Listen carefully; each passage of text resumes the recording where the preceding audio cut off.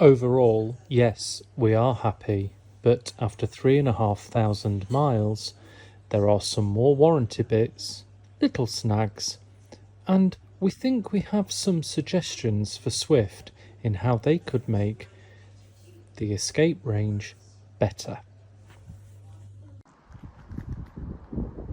Just dropping a few bits off at the motorhome, so I thought today I would just very briefly show you as a short just some of the little niggles and warranty bits that we need to address when we next take the vehicle in.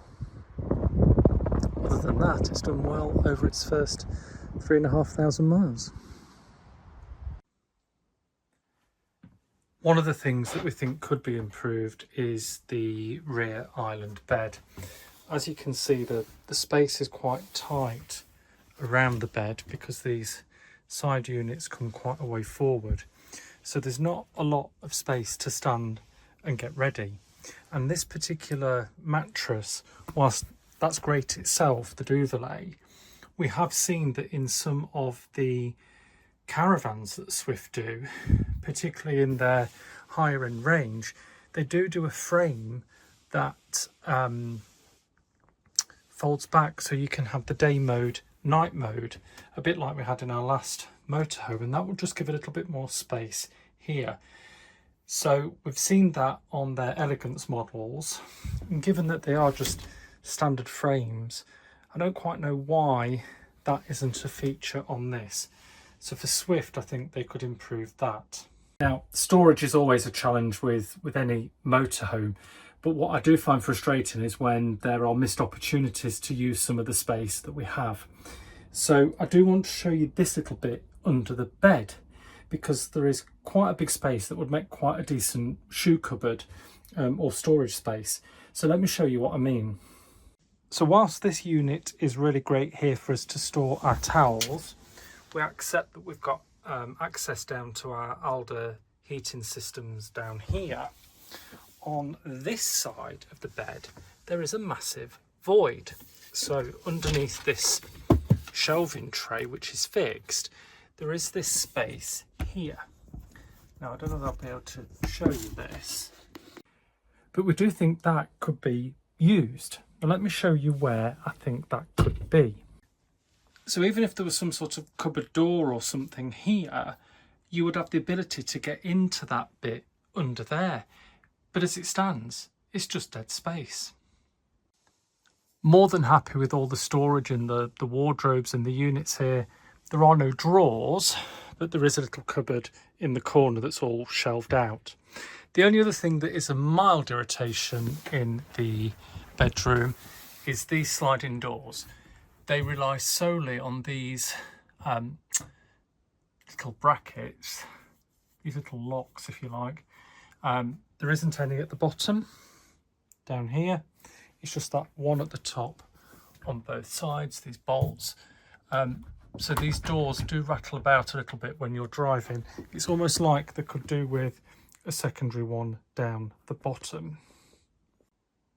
Now, we are a fan of the mid bathroom, washroom, whatever you choose to call it, and that's no different on here. So we get our sliding doors that separate us off from the main bedroom. However, the main door opens back onto the shower, and we do feel, having lived with it for a few months now, it might have been better for them to have a door that folded over to create a almost toilet washroom cubicle,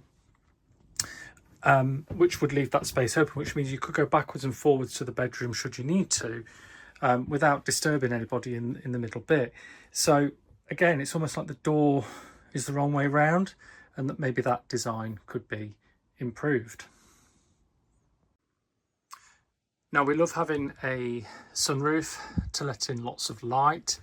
This particular one is made of a plastic, and I don't know if you can hear that, but when you do get a bit of a wind on and you do get a bit of a rough road, this can rattle quite a bit. So I am going to be taking that as part of the warranty checks when we next go in, because I do think something needs to be done to tighten this up a little bit. We noticed that driving through parts of Spain. The rise and fall table is a love or loathe. We're getting used to it. I don't particularly want to take it out, but it does take up quite a bit of space. So when the two of you are in this living space, sometimes it can be a bit of a pain in the neck. But we've learned to twist it in the right way. So sometimes it's this way on, sometimes it's this way on, sometimes you can push it back. It's just getting used to having it there. It's just a bit different to what we've had in the past, where we've had the little boom tables kind of on the end of the sofa here that's left this freed up. The only thing it does do is when the table is up, it does make accessing these cupboards a little bit trickier. And while we're on this side, we have a squeaky microwave. Now, you probably can't tell, but it is a little bit loose. And when you drive and you get a bit of a squeak on it, it's almost like it just needs something to strap it down. I did put just a little temporary fix in here with some cardboard just to keep it in place, because the squeak was becoming so annoying. So that's, along with the window at the front, that's just another little warranty thing I do want them to have a look at. And then in terms of build quality, this drawer, if you just shut it to, sometimes this catch, you can see, doesn't go. You do have to push the drawer all the way in. So they perhaps just need a little bit of realignment on the drawer unit. As you know, we had Auto Additions out to put the aircon unit on for us. Now, this is the only real place that this can go on the Escape, because of the slightly sloping roof towards the front.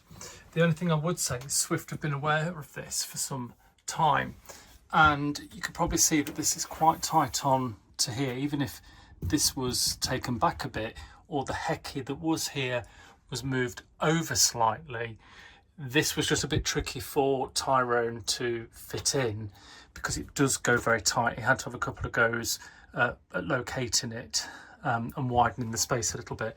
So again, Swift, people want these things. Maybe they just need to think about where that does go.